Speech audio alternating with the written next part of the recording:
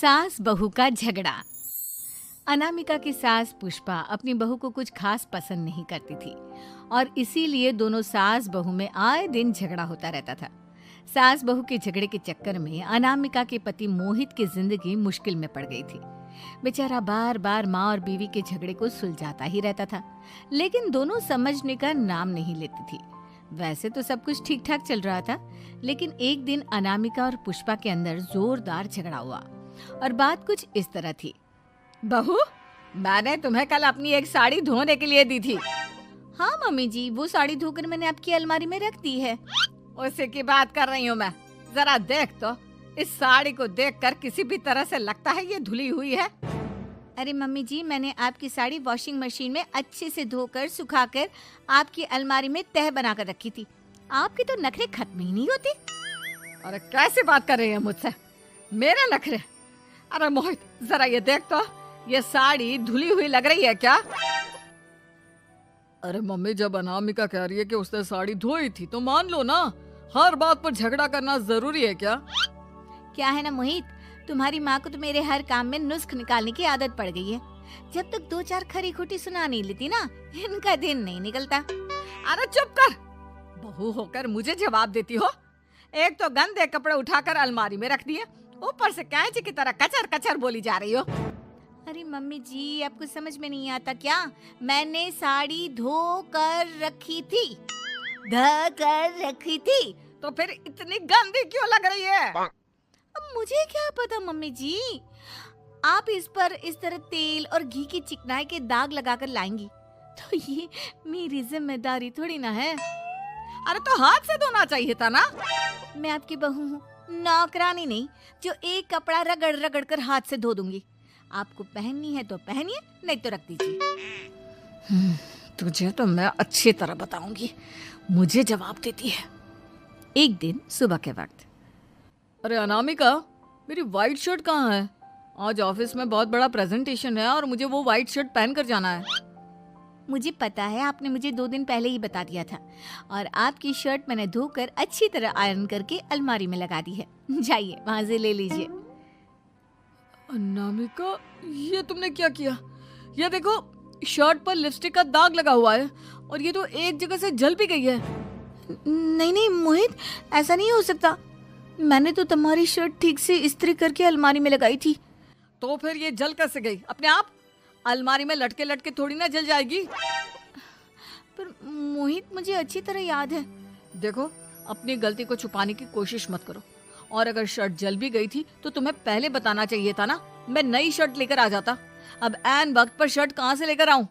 मेरा इतना important presentation था, सब खराब हो जाएगा। अरे बेटा, क्यों परेशान होता है? ये देख, मैंने तेरे लिए पहले से ही एक नई व्हाइट शर्ट ला कर रखी है। लेकिन मम्मी, आप मेरे लिए व्हाइट शर्ट क्यों लेकर आई? अरे मुझे पता था तेरा प्रेजेंटेशन होने वाला है और अपनी इस बहू पर तो मुझे बिल्कुल भी भरोसा नहीं। क्या पता मेरी साड़ी की तरह तेरी शर्ट भी गंदी करके रख देती। और देख, वही हुआ ना। बेटा, सारी टेंशन छोड़ और ये नई शर्ट पहन कर जा। थैंक यू मम्मी, आज तो आपने बचा लिया मुझे। कुछ दिनों के बाद, अरे अनामिका, जानती हो, ऑफिस में मेरा जो दोस्त है ना अमर, आज उसका बर्थडे है और उसे तुम्हारे हाथ का चॉकलेट केक बहुत पसंद है।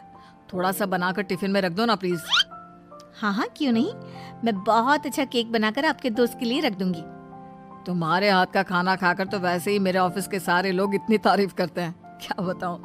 आप प्लीज एक अच्छा सा केक और बना दो, मेरी तो ऑफिस में शान बढ़ जाएगी। अनामिका केक बनाने के लिए रख देती है। पुष्पा चुपचाप जाकर उस पे ढेर सारा नमक डाल देती है। देख अमर, तेरी भाभी ने तेरे लिए चॉकलेट केक बनाकर भेजा है, तुझे बहुत पसंद है ना? यार, तू बहुत किस्मत वाला है। भाभी इतना अच्छा खाना बनाती है और साथ में केक भी। वैसे भाभी को थैंक यू बोलना। थैंक यू बाद में, पहले तो ये केक खा कर देख। बहुत मेहनत से बनाया है अनामिका ने।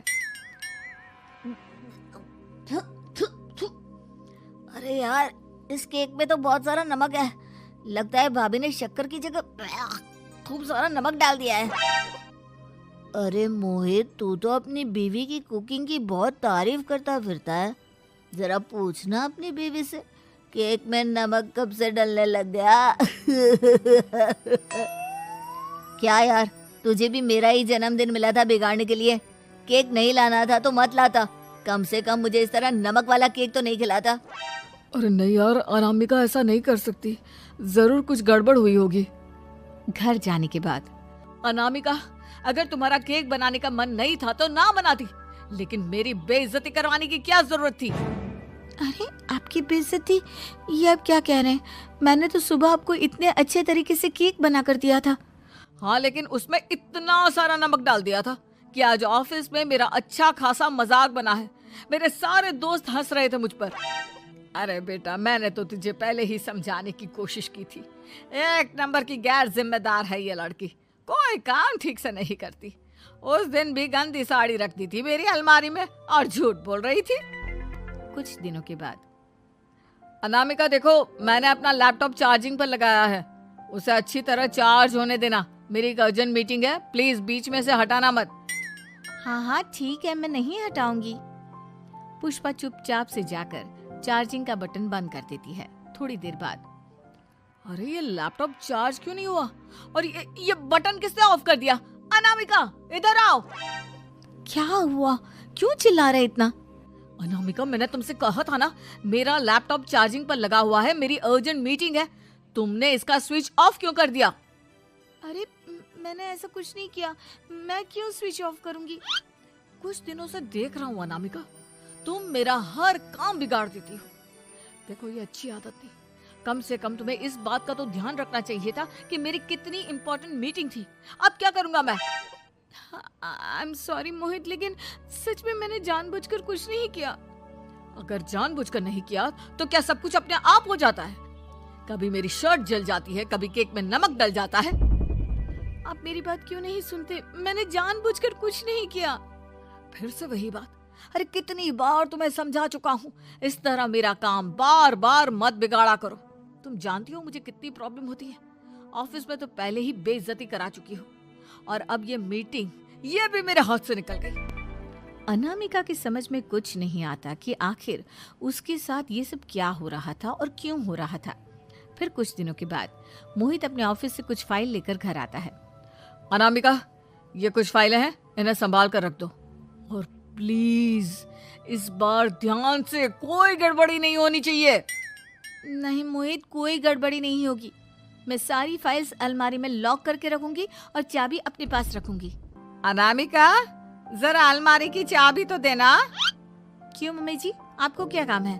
उसमें मोहित की जरूरी फाइल रखी है और मैं नहीं चाहती कि इस बार कोई भी गड़बड़ हो। पता नहीं कुछ दिनों से हर काम खराब हो जाता है।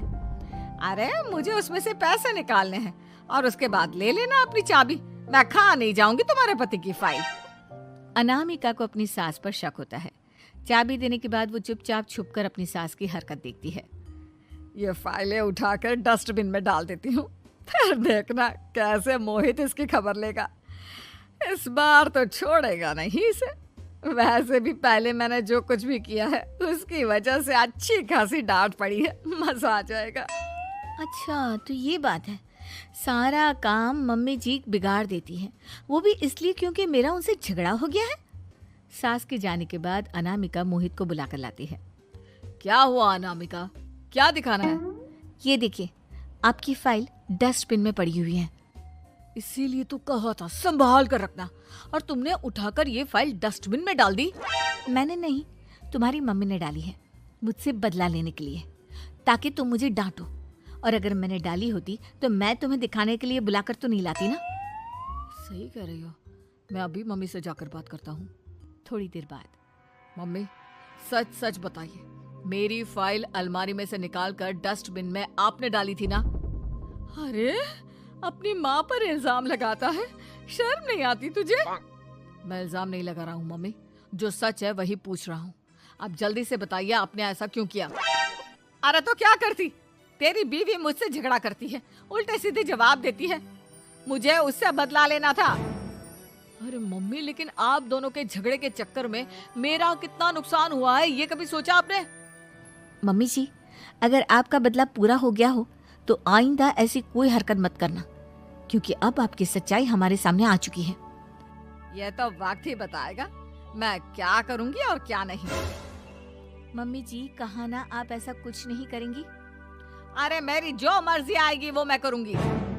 मेरा सर घूम रहा है। सास बहू के झगड़े में मेरी जिंदगी का तो कचरा हो गया है, कचरा।